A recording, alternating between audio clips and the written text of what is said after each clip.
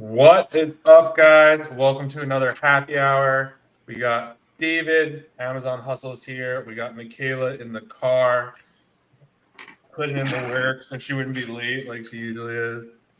So, what's going on, David? Thanks for being here. Man, not a whole lot. Just trying to ship stuff out, order stuff, handle inventories that's being returned. Tired of prepping stuff.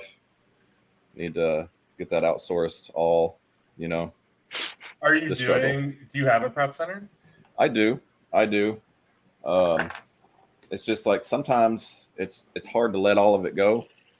Yeah. And I'm like, because in my mind I'm like, well, it got delivered there. Like, how come it's not shipped out yet? And they shipped some stuff out that got delivered like the week before that, but like they haven't shipped it out yet. So I'm always wanting to micromanage, and I don't message them about it. They end up shipping everything out, but I just get stressed out about Yeah, things. it's definitely a hard lie. Like now, I literally just moved on Saturday, and I'm just like, oh man, like I might do some more prep now that I have like all this space here, and I'm like, I don't think so. Like maybe not, just because it just takes like so much time. Like I don't know, time is better spent for me like sourcing. But yeah, like I know what you're saying. Like there's just some stuff I don't know. I feel like for me, like prep centers definitely have like a rough job. Like I'm not saying it's like easy in any way, but like there's definitely some stuff. It's like when I was prepping, I felt like nothing ever got lost that was like shipped to me. But then like Yeah, it happens. Like, but then it's like, well, do you really want to prep like 2 or 3 thousand units yourself, or do you want like to have some of that lost? yeah. I didn't mind it up until like I don't know, something happened over this past like week or two. I don't know what it was, but I was just like, you know what? I'm tired of prepping, and I've been prepping all my stuff for a long time using a prep center too. But I'm just like, there's other stuff that I want to do, and I can just lean on a prep center, and other people do it. Like, and I do it to some extent, but like I only send maybe $3,000 or $4,000 to my prep center a week, whereas, and then I'll send like $6,000 or $7,000 worth of stuff to my house, and I'm tired of stuff being everywhere and dealing with. I'll still deal with returns, but just dealing with I just want to have some of my time back. I want to have some of my Yeah, time that's like back. one of the biggest parts too. Like when I did some stuff, it's hard to track because it's like, well, who has it? And now it gets Mhm. even messier because like if everything goes to you, like, well, it should have came to my house. But it's like there's been times too where it gets really annoying where you're like placing orders and then by accident you send it to the prep center and you wanted it, or like vice versa. And then like I put it in the prep sheet, that I'm like, nah, man, that's coming here. It just like confuses everything, and it's just super annoying. So yeah, to have everything like come together is pretty cool. What is up, Miguel? What's up, Gio man? How's it going? What's up, Ryan? What's the new house like? Yeah, the new house is absolutely awesome. It's brand new, so they're still doing like construction and like some of the other spots. So it's kind of cool to see them building other houses. But yeah, moving is I don't know if I'll ever move again. It's just like such a process. We had really good movers, but it's just like so much stuff to still unpack, and then you get here and like, oh, we have to buy this stuff. It's just been such a process, Did you but own a house before, or you no, we were rented, you and were we're renting? renting this townhouse And too. is this is your first home? No, we're renting it, Oh, but okay, yeah, first like townhome. Just gotcha. because like I don't know, I like the flexibility of just renting and not Yeah, having to deal with being able to go wherever we want if we didn't want to hell stay yeah, here anymore. Do you want to go over your story, kind of like how yeah, you came to be who you are? yeah, for sure. So, I started selling back in 2021. I had tried eBay and stuff like that before, and that didn't really. I don't really like listing things. I don't like uh, haggling back and forth with people on if they want to buy it for a certain price. Can I drop the price? I don't want to deal with all that. So I heard about Amazon back in 2015. I just wasn't in the right headspace. I wasn't around the right people to like really focus. Private label was really big then, and uh, So I heard about it then. I didn't take any action. I wasn't an action taker back then. I was just like, I wanted to learn, and then never do anything. So uh, my life went off track for a little bit, and then it got back on track in 2019. And so I started Amazon in 2021. And I heard a Side Hustle show with Nick Loper. I think I heard Nathan with Hustle Buddies was on there. And he was talking about selling on Amazon. And I'm like, man, I could do that. Like, I've been buying and selling things my whole life.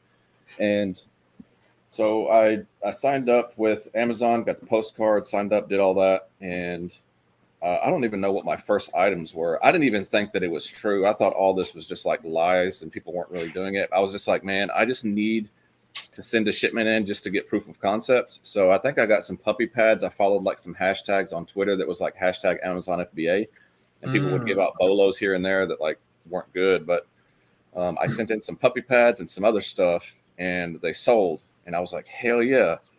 And then I started scanning clearance aisles. I got ungated in grocery, got ungated in health and beauty, bought some courses, and yeah, I went heavy on grocery my first year because that's where I felt comfortable standing in the stores, and I would hit all the sales at Kroger, Publix. Here in the South, we have Kroger's and Publix.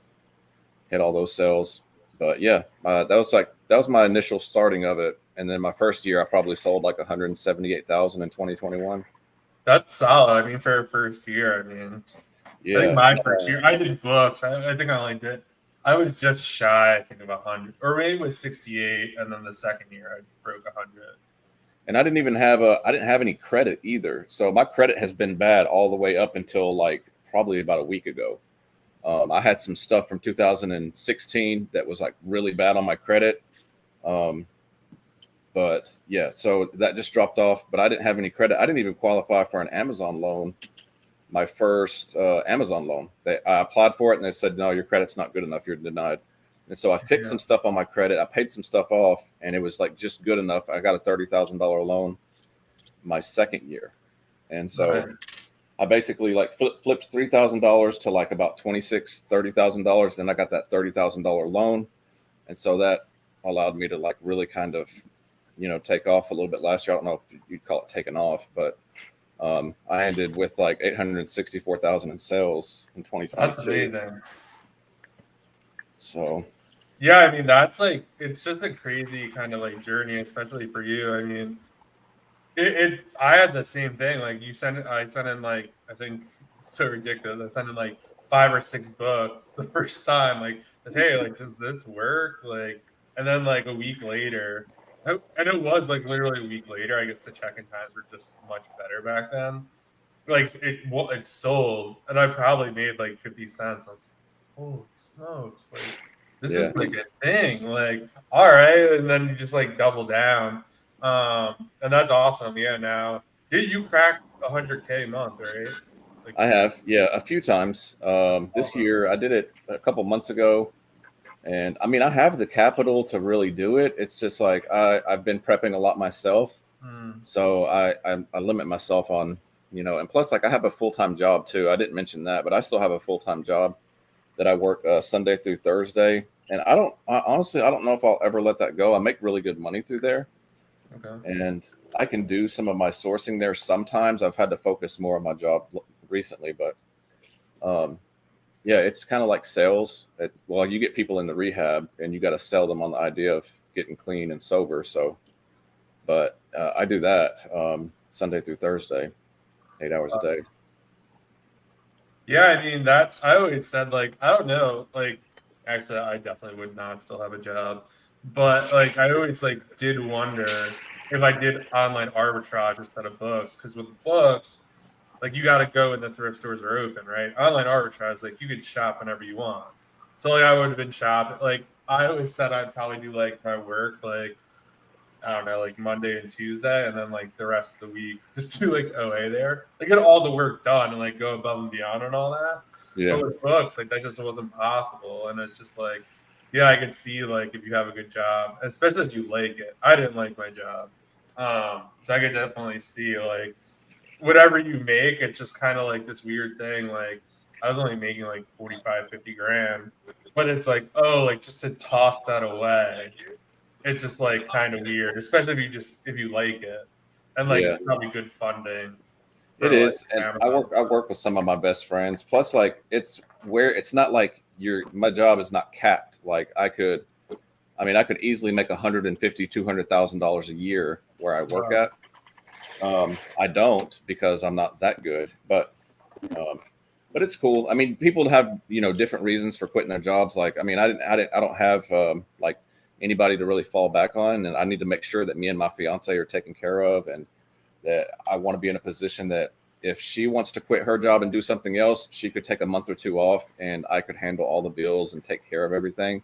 So I just have to play my cards right, and I still need insurance too. Like I went through a hip Mm. replacement in 2020, and like I've had a lot of dental work done, and so like I have to have insurance to, which I could get that without having a job, but um, having It's good insurance expensive. is really important. Being I'm 35 years old, so I'm old now. Yeah. Yeah, no, insurance, yeah, it's definitely one of those annoying, like, yeah, I think I don't even know how much I pay. I think it's at least like Do you 500 got bucks. insurance? Or you have Yeah, you do? yeah. It's interesting. So I work for like a smaller company, and the insurance I have now is better than the insurance that I had working at that company. Obviously, it's more expensive. So I think I was only paying like I want to say like 100-ish, 150. Obviously now I think it's like 450, 500. So it's a lot more. But like if you ever did want to leave, or what I did anyway, is you could get Cobra. So basically it's the same exact coverage you have at your job. You just pay like the sticker price that like the job is paying basically. So it probably cost you like 500 or 600 bucks, but you could keep the same exact coverage. Depends on the state. It's at least for like 3 to 6 months. Um, while you look for something else and kind of like shop on the marketplace. Yeah. You guys have any questions, drop them in the chat. Um, yeah, that's really cool though that you kind of like your job and you kind of got into this. Yeah, it's not a Um, lot of time. It's crunch time, man. Like, and I know people's like, how you do it. Like, I don't know how I do it sometimes, and sometimes it's an overwhelming thing. But like, I mean, you just have to do what you have to do. You got to grind. It's a lot of work. Like, you know, it's just what it is. It is what it yeah, I is. mean, I think that was one of the cool things. I don't know if you posted on Instagram or was it short or something, but you were saying like this is what I like to do for fun, and I was just like, I totally related to that. It's like, yeah, like I like making money online. Like that's what I like to do for fun. Yeah, just like pull my laptop up at nighttime and just like be sourcing and stuff. Like everybody's like watching Netflix, but like I'm, I feel unique, like trying to find some beauty brands to sell and stuff. Yeah, I mean that's like kind of always like that's always me. Like I'm always watching YouTube and like I don't know, just helpful stuff or listening to podcasts and stuff like that. All right, here we go. Dave, have you ever thought about hiring some part-time help? I have. I had a VA at the beginning of this year. As far as part time help for prep, I'll get into that in just a second. But I did hire a VA. I hired a VA that was already knowledgeable with Amazon, and I think he had a certain way of doing things. And I think he was in lead groups, and he was giving me things that were tanking. Like a lot of other people had access to him. So I kind of went about hiring the wrong way. Maybe not the wrong way, but I didn't have a lot of time to go over leads with him. So I am revisiting that now because I want to, I want to have more leads, eventually do a leads list. And as far as like prep help, I do everything out of my living room. So I don't feel comfortable hiring anybody to come in and prep. There's only pretty much enough space for one person to really like prep and move. So like hiring prep help in house like that wouldn't be an option because I'd have to be there with them because they're in my living room. True. Yeah, having a VA is definitely it could be helpful, but it's also yeah super time consuming, especially at first if you're like reviewing their leads. It really like depends on your schedule too, because like I know for me right now it's just like it's just hard. Like I got a lot of different stuff going on right now, and Mhm. like yeah, sometimes it's nice to have leads, but it's also like you have to go through all them. you have to give guidance, you have to give feedback on everything. Like it, and if you don't check them like every day, you get like backed up like pretty bad. And it's Yeah. like you kind of feel bad too, because it's like I think sometimes you almost don't see it as like you have an employee. Like it sounds really bad, but I feel like a lot of people don't feel like that because you're paying them $3, $4 an hour or whatever it is. But for them, it's like their job.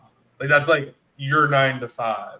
Like that's what they're doing, and it's like so it's also like kind of stressful that like you have to provide and like now you have like someone else on your team that's like counting on you.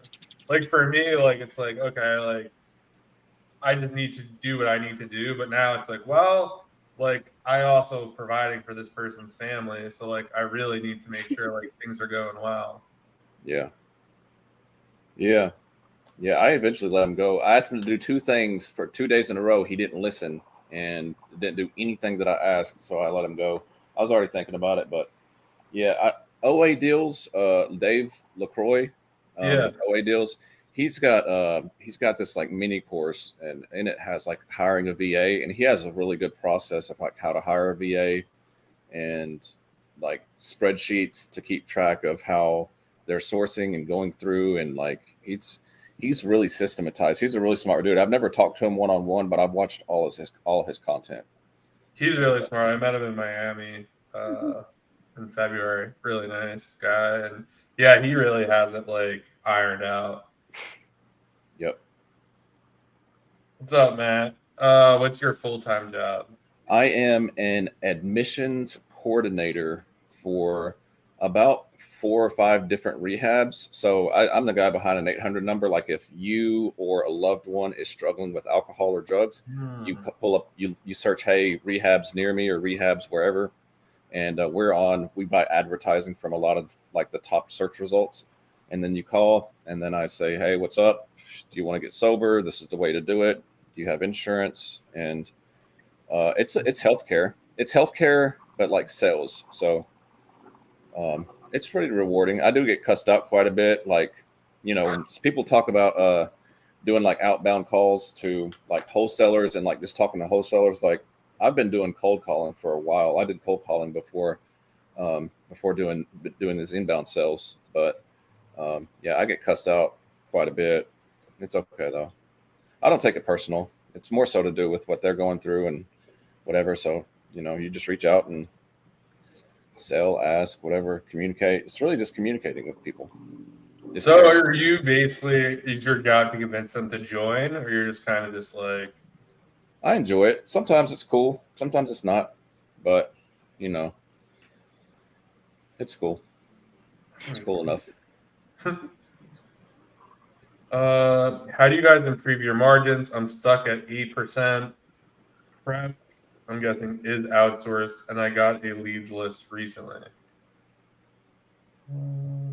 Yeah, I mean, Go for it. I'll go Yeah, go for first. it. So with a leads list, like I've only had success with one leads list, and a lot of times you don't want to get the leads that are on the leads list. You want to kind of rabbit trail off of the leads list, or use a sale that you see a coupon, and that so and just aside from the lead list and building margins, obviously finding stuff that's more profitable. But if you download Capital One shopping uh, extension and Cupert, a lot of times, I didn't know this until like the past 6 months, but a lot of times they'll start putting coupon codes in as you check out and like build up your, like it knocks it down really cheap on prices. But you just have to source for things that are better. A lot of times people will preach like 30% margins or 30% ROI. When you do 30% ROI, and there's returns that happen, like that's going to really like hit you pretty hard. And that like I have one item that gets returned quite a bit because it's kind of slightly wrong, but it's enough profit to where Yeah. I'm going to send it in and I'm going to sell it, and like the ROI or whatever is about 70 or 80% when I send it in. But when I look, it's, and after the returns, it's only like 20-25% ROI. So looking at returns, finding better profitable stuff, using Keep a Product Finder to find hidden gems that other people aren't finding. Because if you're looking at a website and you just go on Amazon.com and you're like, let me find this, everybody's doing that. Everybody's doing that. Yeah, that's a good point. I kind of love those listings too, the ones that are kind of like, a little sketch, but like I'm selling something now that gets returned like 20% of the time, but like the return fee is only like $1 or something. And I'm making like 8 or 9 on it, so it's like totally worth it. And like they all sell through, like, and I don't know. Sometimes people buy multiples, so sometimes it's kind of skewed. Like one person buys 3 and returns all 3. So it's not like 3 different people returned it. It's like one person returned 3. But I mean, yeah, I think everything David said is like correct. Yeah, you just kind of want to make sure. I would say like look at all your old buys that you thought you're going to make 20 and 30, 40% on, and kind of look back at the Keep It chart and see what happened. For me, like I have a column in the spreadsheet, like the final buy sheet, that kind of just is like, one, like how did I find this? If I'm working with my VA, did he find it? What site did I buy from? Was a sale going on? Did I use a coupon code? And sometimes looking back through that stuff, you'll be like if you source like a Nike sale or something, like there's going to be people on Twitter and Instagram like giving away Nike leads or saying like DM me for a sale and they're going to give you the Nike sale. So now 100, 200 people know about this sale, and like if you bought something off the homepage, like you're kind of screwed. So I would say like kind of reverse engineer and basically like what David was saying, like shoot for much higher than like 30%. That stuff is hard to find, but it's definitely out there. It just takes a lot of patience and hard work to find that stuff. And then kind of once you find it, depending on how you bought it, you're usually able to replenish it because it's just really hard to find. You have anything, Michaela? No, just pretty much what you guys said. You gotta like tighten down on your criteria. So obviously the better the product is, obviously the more the margin you're gonna have. So like if you're shooting for 30%, normally maybe bump it up some, maybe bump it up to 40%, because maybe the return rate, like David said, is skewing that.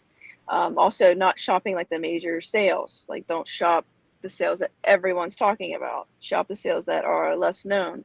Try to find maybe some coupons or something else that most people aren't using Keep a Product Finder, like they said. But pretty much what you guys said. I mean, it's all improving margins, really honestly, about just buying better products. But that's like the cop out answer. But that's true. Yeah, just buy more profitable stuff. Make sure the profit's higher. Yeah. There you go.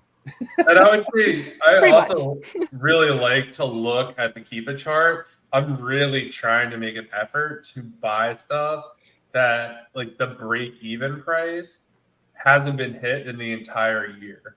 Like it's pretty, because like that's for me, Yeah. in my opinion, a pretty safe buy. Obviously, you don't want to break even on everything, but it's definitely a lot safer. And look for stuff that has like lower offer counts. Jumping on something that already has like 20 people, 30 people on it. Obviously, it's very dependent upon volume of how much that actually sells. And the last thing, I actually just thought about it because someone like sent me someone's free guide today. I would say like look at all the free guides that people put out. Like when they say like and retweet and all that stuff, like do that because you want to know what they're promoting so you don't buy that stuff and like stay away from that stuff. Like there was one thing I was reading today. Someone sent me like, "Oh, can you believe like this person put this out?" I was like, "Oh, that's really interesting." I'm like, "I'm gonna stay away from all these sites like for the next like 2 months because like they're just gonna keep pushing that." So like while I don't want like their free lead, I do want to know like what they're promoting because I'm gonna stay away from like that brand, that site, and all that kind of stuff. That's Also, actually a good too, tip. like when you're on a leads list, like there's one source that I've just recently come across that was on the leads list, and I've like dived throughout the whole site, and it's like a really big source for me now. And like the coupons like are absolutely phenomenal with the Capital One. Like it automatically, like there's coupons like you would never even know of. But I keep a list of all the sources that my lead list puts out. Like I have I copy all the sources and have them in a separate like notepad, and then or doc file, and then I keep a master sheet of all the leads that I have of the lead list. So, and every now and then I'll put them in analyzer.tools, and like it'll look for it'll go through the whole leads list that I've had for the past like 2 months. It's really good. What is the analyzer.tools? I don't think I've ever heard of that. So it looks at it'll show you what it's selling for on Amazon right now, and you can filter out categories, you can filter out profit, you can filter out ROI. Like it'll just take your leads list of like the past like 2 months and then basically update it to what the prices are on Amazon right now. Oh wow. I'll have to look into that. Yeah, you can buy like a 2-day thing. Like I do that like once or twice a month. It's just like $15 and you can use it for 2 days. Wow. And upload it and then download that Excel file. So it's worth looking into. Yeah, I'm definitely gonna look into that. What's the biggest challenge in your business right now? For me, trying to outsource a lot more. Moving into the new place is definitely a lot more challenging. I just have kind of like a sourcing VA, and I also have a content VA. But keeping both of them busy could be really hard if I'm short on time. So I really need to put in more kind of systems, or maybe think about not doing things easier, probably with the content, definitely doing things a little easier. But yeah, just for the business in general, I just need to outsource more, and I tend to almost be like impatient about it. Like I just kind of want what I want now, or I'm like, oh, it's just easier if I do it, and that's kind of like not the right mindset to have. Because if it's just me, like that's really not gonna. I can't do anything else. What about you, David? Outsourcing things, letting control go, and like I want to hire a VA. I do, but it's just going through the training of it, really. Yeah, the training of it, and outsourcing is just the biggest part right now. Letting go, and a lot of it is just it's just like fear is what it is, and worry. Like that's what a lot of any business really is what holds people back is the fear of doing something new, of like taking a step back, so propel yourself forward more. Like me hiring a VA, like it probably would set me back a little bit, but like would propel me forward even more. But and also keeping track of all my leads that I bought and rebuying, restocking, and keeping track of sales. Like it's just a lot sometimes. What about you, Mikhail? Probably Or like the nothing's next wrong with your steps. business? You're just good. No, there's always something wrong with my business. No, trying to figure out. I think my next steps and what I want my Amazon business to be in the long run. I think is my issue right now, because I see a lot of opportunity other places, and then it's just kind of like how much, like I guess like what I want my store to be at, like numbers wise, like revenue, and like how much profit a month, and then figuring out like how to, I guess, take myself out of my business more so that I could do things that I like enjoy, like real estate and stuff. So there's like a lot of opportunities, and I'm just trying to figure out like which one is the best one for me based on like my Amazon store, you know what I mean? Yeah, no, that makes sense. That's always like the hardest decision to make. I was actually talking with Reek the other day, and we're like, he's like, you got a lot to think about. I'm like, yeah, I know. It's Sometimes like it's having too hard. much opportunity is a bad thing because then you feel like you got to do everything. So then I'm like, we got to figure out which ones we actually really like. Exactly. What else we got here? Can repricer be set to stay a certain amount above / below Amazon's offer? I use Go Aura, and kind of the setting I use, you could put a minimum like price. So you could say, hey, so let's just say Amazon's offer was $25. I could say to the repricer, you could go as low as $24, and it will bring it down. I think most repricers, you have to select like what you do when Amazon is on the listing. So like if Amazon's on the listing, like I could go $1 down or whatever you're going to decide to do. So you'll probably want to look and make sure that's checked. I know Aura definitely has different rules when Amazon's on it, what you want to do when Amazon's not on it, when there's no buy box. So you just have to make sure have that checked, and make sure that your price is correct. But yeah, that's totally doable. It just depends on what road price you're using.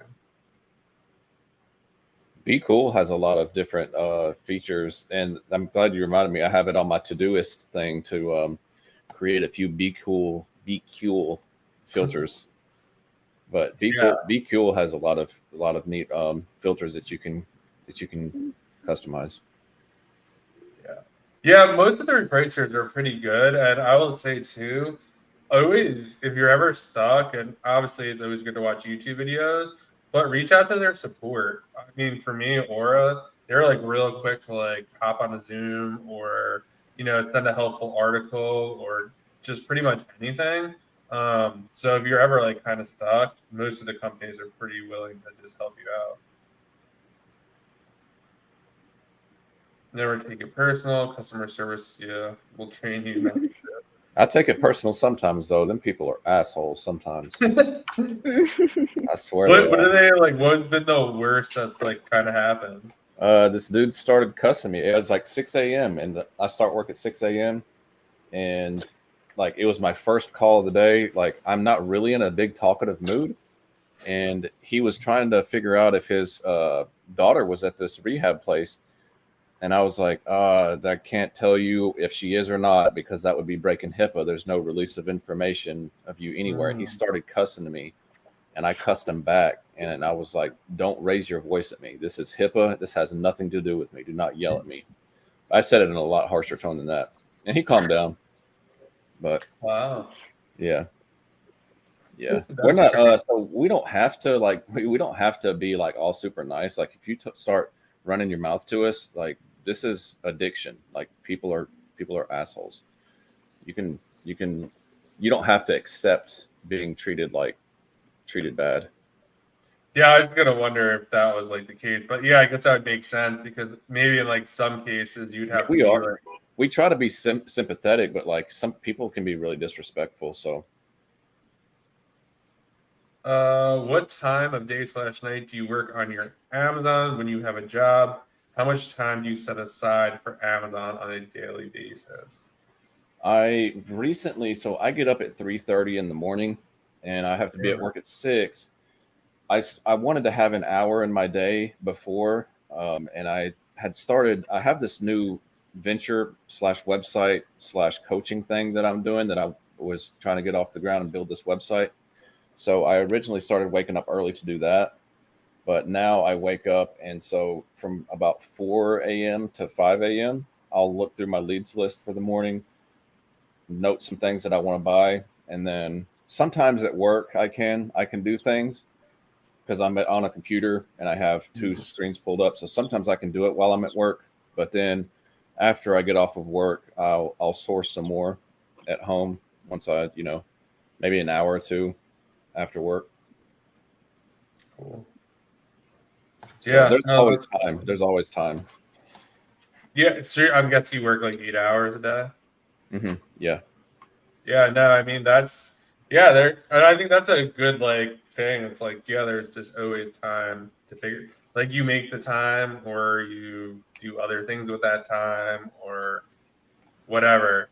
So yeah, I think that's always like important to know. It's just like you just gotta make the best of like your time and kind of just make it work. All right. Any tips to document how to / processes to delegate to VAs or a prep team? You want to go first? Yeah. So Loom is a really good like video software to talk through everything that you're doing, and you can store those files.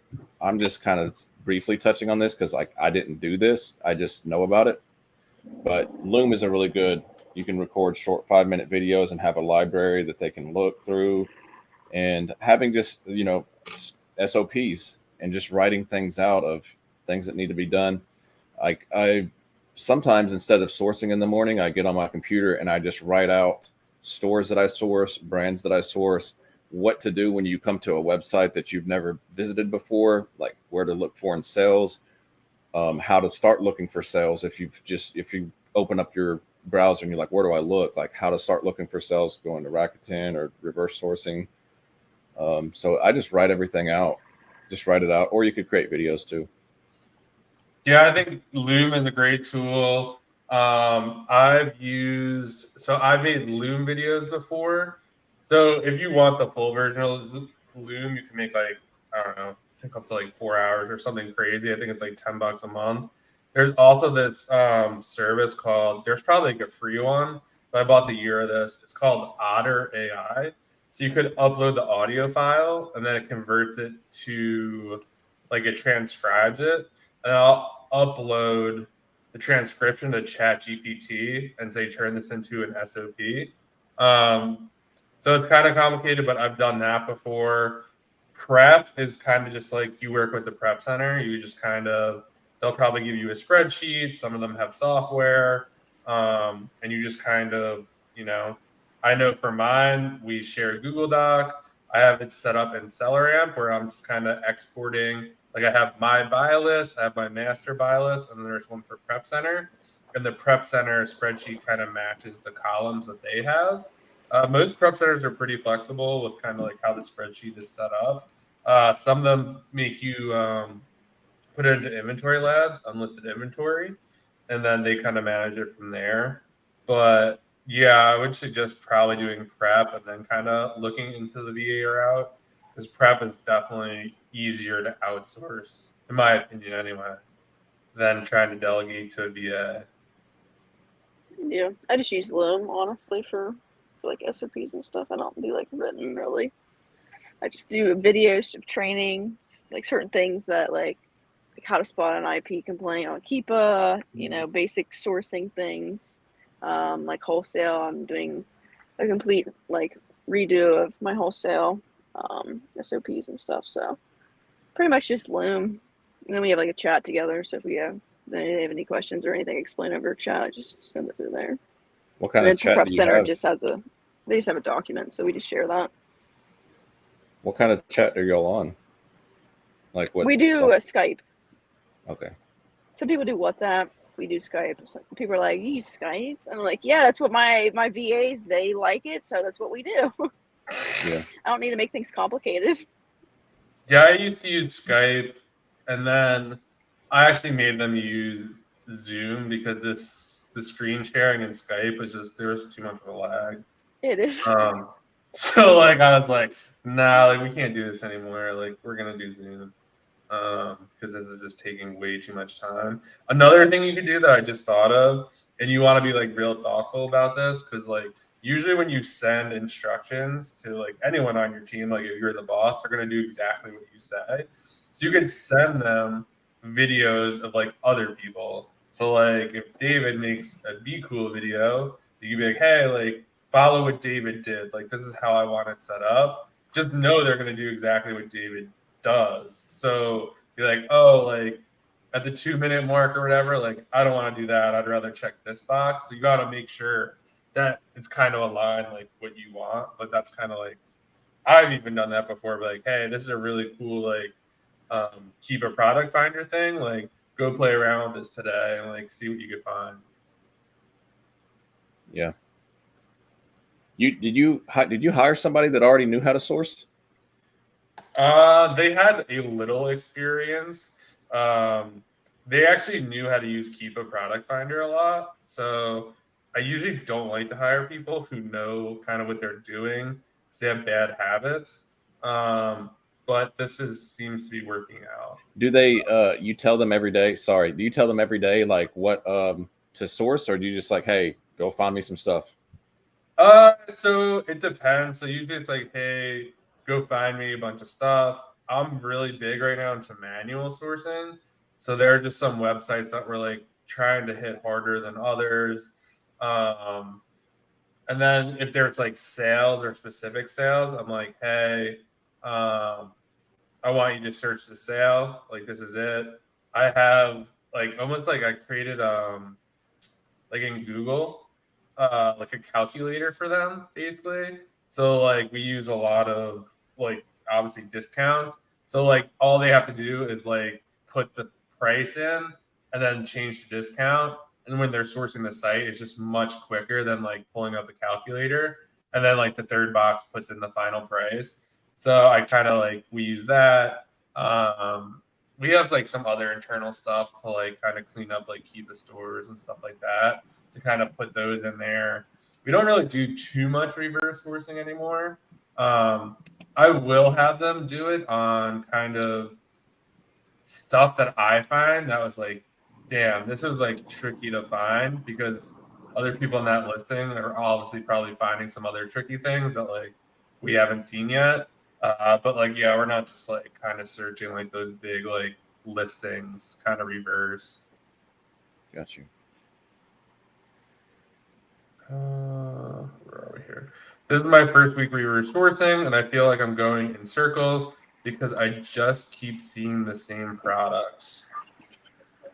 For that, I mean, I would probably say you got to pick like different products or categories. You could literally just go into, I don't source Nike anymore, but you could literally just type in like Nike and, you know, there'll be a shirt, there'll be shorts, there'll be socks, there'll be all this stuff. And like eventually you're going to come across someone that has other stuff in their store. Yeah, I would assume you're probably searching a lot of people that are selling the same things. So like you could literally go in and type in, I don't know, microphone, and see what pops up. And like if you have DS Amazon Quick View, which is a free plugin, when you scroll down, you'll see how many FBA sellers are on it. So you want to look for stuff where Amazon's not on it. And there's like at least 3 FBA sellers on it. And they should have other profitable items in their store, probably. You can use something like SellerAmp, where you go to their store, it's going to show you, I don't know, is it like their top 10 brands that they're selling, the top 10 categories they're selling, so you can kind of dig through that. But yeah, I think that's like just kind of totally normal to just be like going in circles, especially if it's your first week. It took me like a good month to even like find something halfway decent. Yeah, sourcing definitely evolves over time, and yeah, just putting together good stores that you find that are good. You could, like he said, you could just go to like Stanley Cups, just go to Stanley Cups and start looking at everybody's storefronts there. Yeah, and anybody that's between like 70 reviews up to 500 or so, usually it's going to be especially if they have Stanley Cups, they're going to be doing OA, so they're getting it from somewhere, and yeah. Just putting in the reps, and like when you go to the websites that they're at, like looking at like the different sales that there are, because like that's a big part of my business now is like looking at sales. I don't reverse source as much. Every now and then I do pull up old storefronts. Like I have a bookmarked folder of like 20 or 30 storefronts, and yeah, just put in the reps, search different products, follow the rabbit trails where they take you, search for brands, and keep a product finder. Like watch some YouTube videos about keep a product finder and start using different filters. I like to just dive into brands. I like to find a good brand that's pretty solid and just dive into that brand and look at listings that people are on. I like to look for listings that nobody's in stock on. So you just follow rabbit trails of just different things. I think that's a huge point. A lot of the stuff I'm buying now is, I don't know, I'm calling them messy Keepa charts, where it's just not, you know how to read Keepa, you kind of have an idea like, yeah, this is probably going to sell. And like, there's reasons why this dropped off or didn't drop off. So I would say, yeah, get really good at like reading Keepa charts. And, just if no one's in stock and it used to sell, it usually will sell again when it comes back into stock. Obviously, don't go bananas. Do a test buy and kind of see how that goes. But yeah. Yeah, keep a product finder. Stuck in full-time job, only have around 2 hours a day for business. Does David think of that's the first one. That is, does David think of building a team of VAs to outsource soon? I would like to. I'd like to, but then it's just managing it. Like if when I manage a VA, I don't have time to source my own stuff, and then I'm not buying anything. Or if I'm buying what they bought, they give me, and it tanks. And maybe I'm just not good at explaining things. Like because I don't know how to. I can explain how I source, but then like I don't know. Like I guess maybe I have a sixth sense about stuff of where to look. I've tried to like tell my old VA of like brands to search, stores to reverse source, sales to look for, manual source. Maybe my VA just didn't listen when I instructed him what to do, and I need a different VA. But I would like to hire a team of VAs. It probably won't be this year because it's about to be Q4, and I don't got time for that. Yeah, the time to train a VA was like 2 months ago. Yeah, maybe we'll try next year. Yeah, and I think that's like one of the big things too, is like the managing of it. I mean, if you only have 2 hours a day, I'd probably say you should probably get a prep center, or you need to spend those 2 hours sourcing for sure. There should be like nothing else you should be doing but sourcing.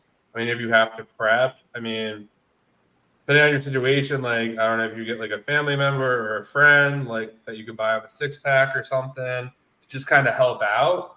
That might be your best bet. But like if you only have 2 hours a day, like that needs to be like sourcing 100%. Yeah, everybody's quick to like outsource stuff, but then they don't realize that like training a VA and like teaching them how to do stuff is just as time consuming as it is you sourcing. So like obviously as time goes on, then you can scale yourself out of that. But like up front, like it's not going to solve a bunch of problems. You're going to have problems still because you're going to have to teach this VA how you source and like the criteria. And I remember like when I was trying to hire an OA VA, and I spent so much time just going through the leads, just telling them like what they were doing wrong, and I could have done my leads myself, in a quicker amount of time. Yeah. I think that's the hard part to teach too, is like, that like sixth sense where it's just like, how do you know this is good? It's like, I just know. Like I've seen a lot of Keep It charts and like, this doesn't look like the textbook of what we're looking for, but like this is it. Like this is worth testing. So that's always just kind of hard to instill, I guess. Which categories have the lowest return rates? Grocery for sure, and beauty as well. For me, at least. Grocery, yeah. For me, grocery, beauty, usually like vitamins, supplements type of stuff. Because people feel like if people are like buying a certain vitamin, like they know what they want. It's just not kind of like, oh, I think I want a shirt, and they're like, oh, I don't really like the texture. Like they know what they're buying. Kind of think. I feel like I don't really sell any electronics, but I'd almost assume like I've heard mixed reviews about electronics. I think it depends on what it is. Like when I buy like a camera or a microphone, like I've done research, like I know that's what I want. So like I'm not returning that. But I don't know. What about you, David? Yeah, definitely grocery is low. Health and beauty isn't that bad. Sometimes when it's a different shade of makeup, people will be like, "Oh, that's not the shade that I wanted," but it's not too bad. That would probably be the lowest, those two. And then video games. I've sold a lot of video games. I'm not selling any now, but those don't have too many bad returns because people want what they want. But sometimes they'll return them if they can find a price better somewhere else. But yeah, I would say too. Like it sucks to admit it, but like a lot of the returns that I've had have all been like my fault. Like I misread the box, or there was some like trickiness in the listing. where like it said like there's just a random 2. It didn't necessarily say like 2-pack. And I didn't like take the time to scroll down to read the reviews of people complaining that only one was sent. So like, yeah, it just happens sometimes. Or when I was doing apparel, I sent like the wrong, like the Nike swoosh sign was like gray and not white, like dumb stuff like that. So yeah, be on the lookout for that stuff. What your all plans for Q4? For me, I am just gonna. This is exactly what I did last year. I literally went through everything I sold over the year. Looked at what was most profitable using inventory labs. Basically, doubled down on all that stuff because one, it's cheaper because everything's on sale. Two, I already know how it sells. That's your biggest advantage, in my opinion, in this business is knowing how it sells.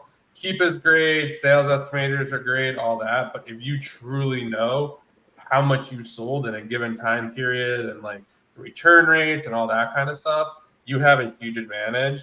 And then I really like Legos and stuff like that. So I'll be on the hunt for Legos and just going wide, going wide, but also much cheaper than I normally would for Q4, depending on like how many years you've been selling on Amazon. I thought the first year I bought a lot until the second year came. Every year I wish I would have bought more. I mean, that's kind of like a scary idea in your head, but like it's really true stuff. If you're buying the right stuff, it flies. Like it's absolutely insane. But one thing I would not do is chase these Bolo toys, especially if you're new. I did that my first Q4 and I got absolutely murdered on most of the stuff that I bought because it seemed good and there was like 20 people and then all of a sudden there was 100 people. Everyone's trying to get their money back and then it's just an absolute disaster. So that's kind of what I'm planning on doing. Yeah, I would networking. So networking with other people because there's going to be so many deals that happen, and I don't know if like you could. I'm in a few different groups that sometimes they share leads. Sometimes there's Amazon monitors. There's all kinds of so being connected and working with other sellers, like so you can come up with like deals that are happening. If you've sold last year, like you can look to see what sold again. And like things like really will start getting crazy, around Black Friday. I will go ahead and probably order a lot of manila envelopes, a lot of like 10 by 6 by 4 boxes, 12 by whatever boxes, 12, I don't know. I'll order a lot of boxes and I'll do a lot of FBM. I think I did like 12 to 1700 orders in FBM in like either November or December last year. And video games, I'll hit video games pretty hard. Everything will go out of stock. The Black Friday video games will be super cheap, and there'll be like a few video games that you could do some quick flips. Legos that are really hot, you could search, keep a product finder and look for like Amazon's out of stock, like 10% of the time. And like you can see where Amazon's starting to go out of stock on a certain few different like Legos or whatever it is. It's so like there's so many sales and so much stuff going on. That's why you networking, like some of my best leads people have sent me just because like we're friends and they're like, hey, get this, like look, it's so crazy. It's so crazy. Yeah. Last year I had to do a lot of FBM because my storage got like cut significantly. So I hope this year I don't have to do as much FBM because I think I probably did close to 90% FBM and I did almost 250,000. So it was nuts. So hopefully this year don't have to do as much. I'm still going to do some wholesale, but I'm going to probably do a heavy chunk of OA just because of the opportunity, just like for back to school. You got to get some new box pictures. Yeah, I haven't taken that box picture in forever. It's on the box. This can be cash intensive business. How do you prevent yourself from spending too much money on inventory? I personally, It's a up until just like recently, like I'm going to start keeping track of my weekly spend and maybe start doing weekly payouts and having different accounts for inventory accounts, operating expenses, like the profit first way. But like usually I just spend, I like to have a certain amount that Amazon owes me. I like to have a certain amount in my bank account, like within, $5,000-$10,000 range. And I like to have, I look at my inventory valuation in Inventory Lab. And so there's certain numbers that I like to see, like Amazon reserved, my bank account, and I want to see that inventory valuation growing. So I just keep, I keep a reserve account in my own bank account that I don't go under. I won't spend all my money until Q4. But yeah, after you do it for so long, it's just like you get a feel for like your payouts and like keeping your bank account at a certain amount and sending inventory in. And yeah, for me, it's mostly like I have a certain amount in my bank account, and that's kind of, if it goes below that amount, then I'm starting to really look and see what's going on. I stay on top of repricing. So like I'm trying to, always constantly move inventory, not get stuck with it. Yeah, so that's kind of, I don't really worry about spending too much. I like to think that at the level that I'm at, that if I do spend too much, it's on good inventory, so it will sell through. I might have to like take my foot off the gas a little bit to kind of like let that catch up. For the most part, I feel like now it's kind of rare. I mean, knock on wood, I'm not trying to like chew my own horn, but like it's rare that like I just for the entire month bought terrible inventory. Just doesn't really happen. And I'm doing lots of test buys too, so it's like I'm never betting the whole farm on just like 10 ASINs. It's like very spread out. Yeah, I have a weekly spend goal and then a monthly spend goal, and then my head VA, he actually created a little spreadsheet and it keeps track of our spend at each supplier for that month, so then I can kind of see where I'm spending my money and making sure that I don't spend too much. But I don't really have that issue, I guess. I don't know, like I just know in my head, kind of like you guys said, like I have a certain amount in my bank account, I have a certain amount that I want in my store for the valuations, and then obviously my credit cards. I just make sure everything is obviously aligning. Yeah. Time management was hard, trying to do the early morning thing to work on Amazon, but still trying to get out of the habit of pushing myself to stay up later and get stuff done. Yeah, I mean, time management, I definitely struggle with that. I mean, I work a ton when it comes to like just if there are good sales, like I don't care, I'll like source all day and like to the night, like it doesn't really matter. I almost think like you almost just need to like define your why, like why you want to do this, and kind of like just keep that in mind, and just kind of think like how you're motivated. I was actually watching like this interesting video of Layla Hermosi, who's Alexis Hermosi's wife, and she was talking about how like positivity doesn't necessarily motivate her.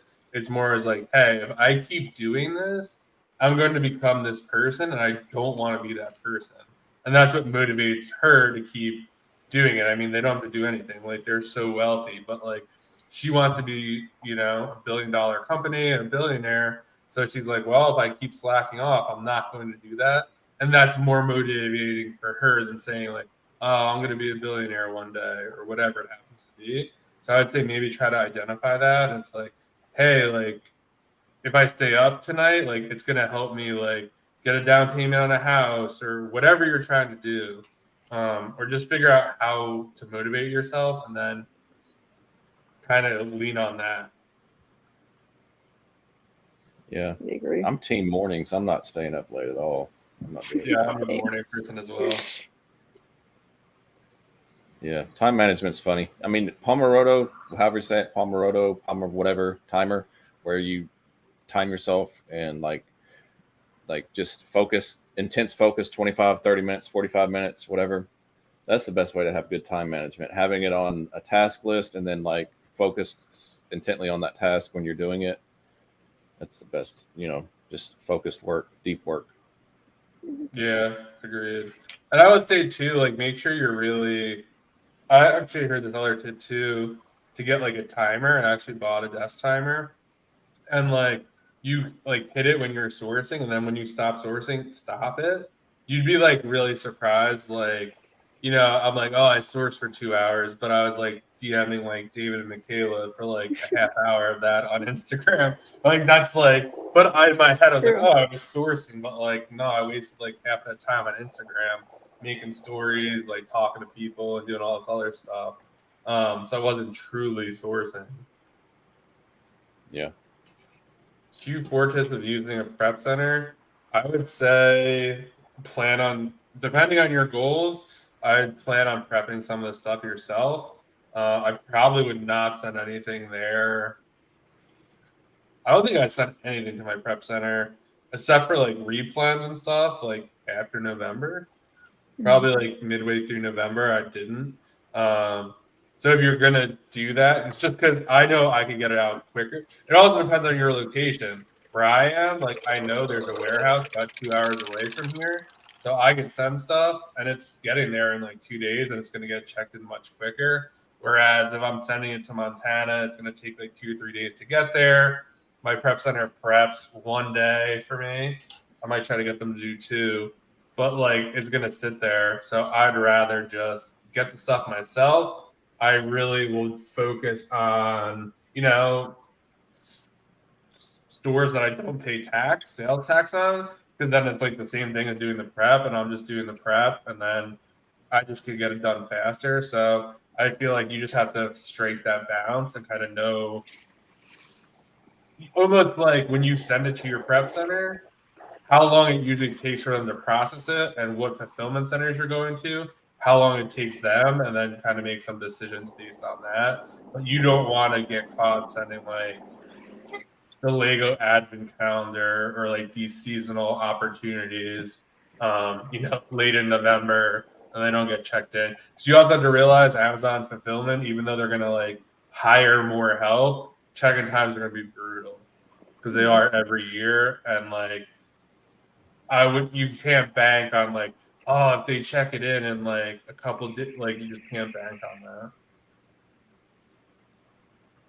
No, last year I sent some into my prep center, but like I said, the storage issue, I ended up sending a majority to my house, and I cut off my prep center like sending to them. I think it's like maybe a day after Black Friday, and then I sent everything to my house, and it worked out just fine. It checked in, ahead of time, but it's just kind of like a Russian roulette. Like, it ultimately depends on where your prep center is as well, because there's some prep centers that will get bogged down, and then you've got obviously check-in times with Amazon. Seems like the East Coast versus the West Coast, there's some kind of difference between check-ins as well.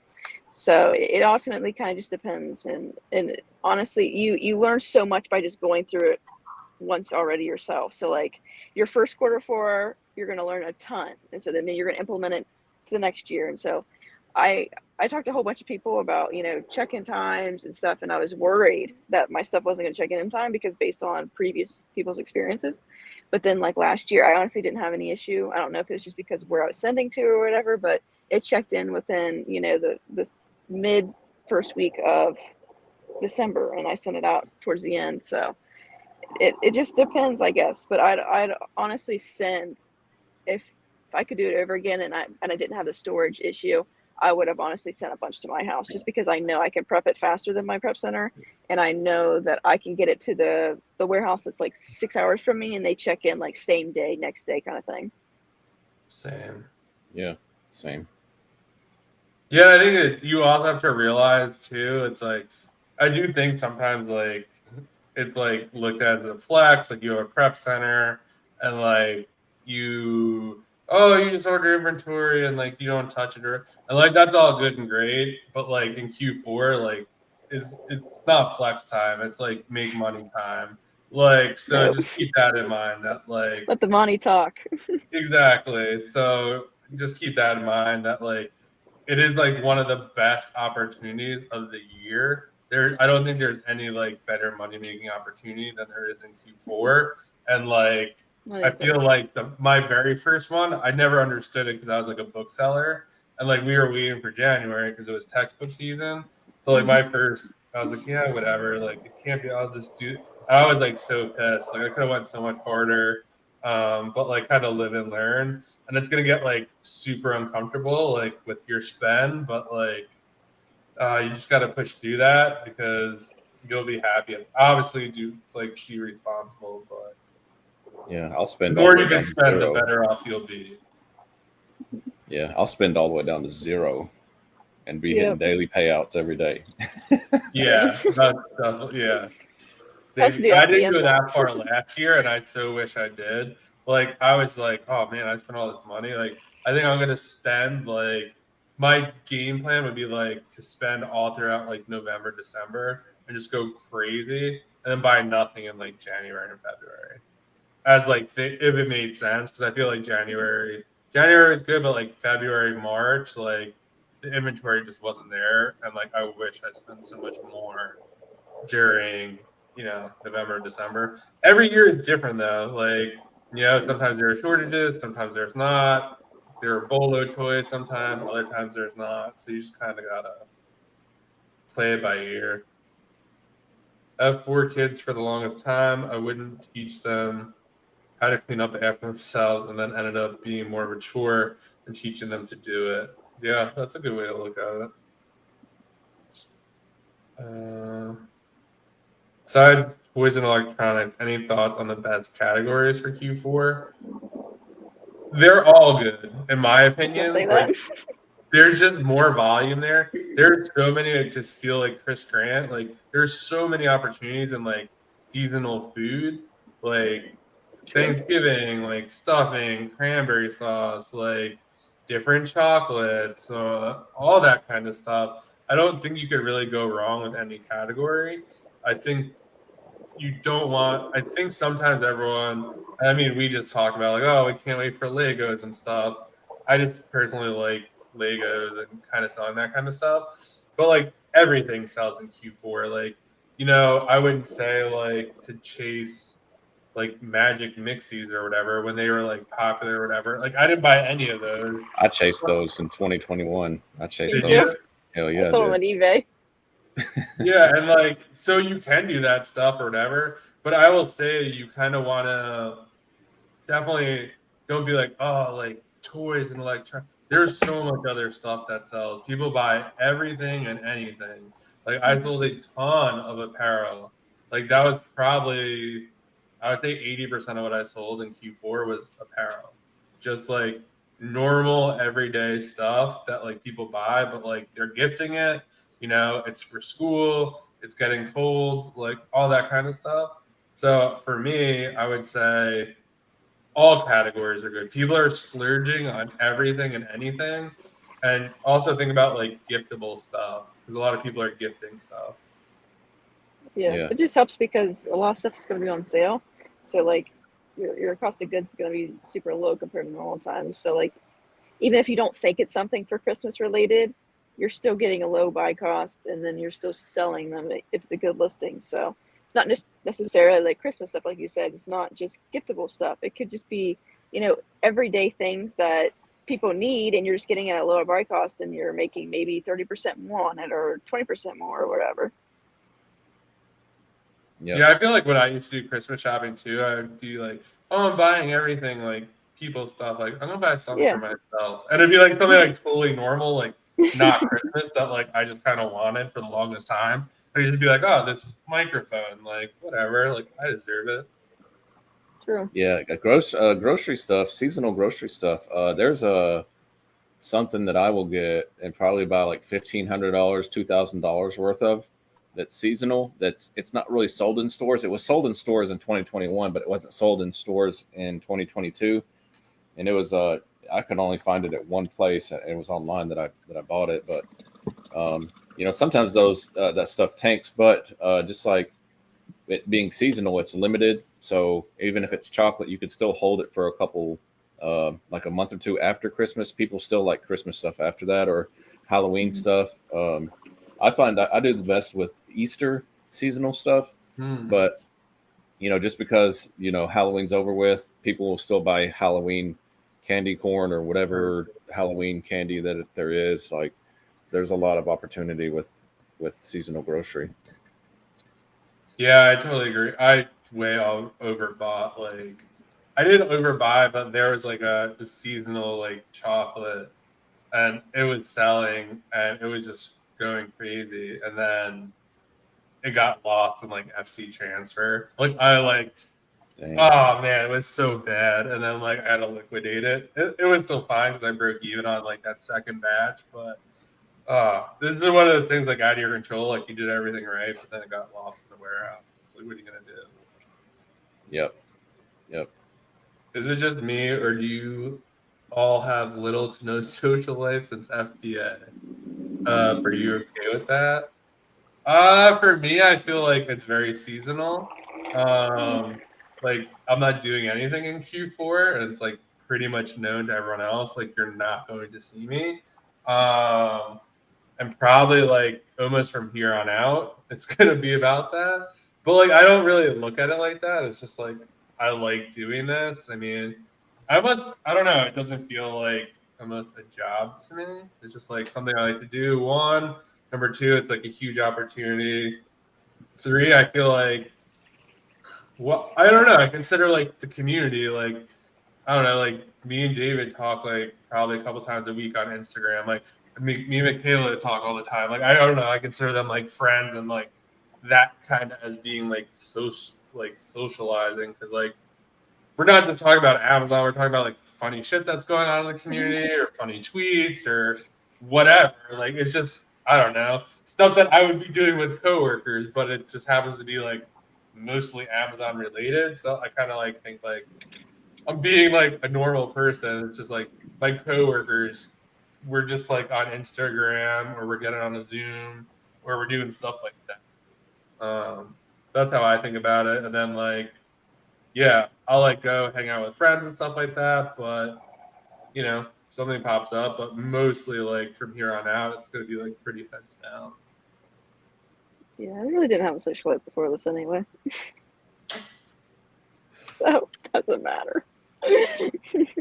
Yeah, I've had a social life for a long time before this, and like, I mean, nobody in my people I know in real life, most of the time they're discussing, um, they're talking about other people and gossiping, or they're talking about what show is on Netflix, or they're talking about, I don't know, all kinds of stuff that like I don't have any interest in talking about.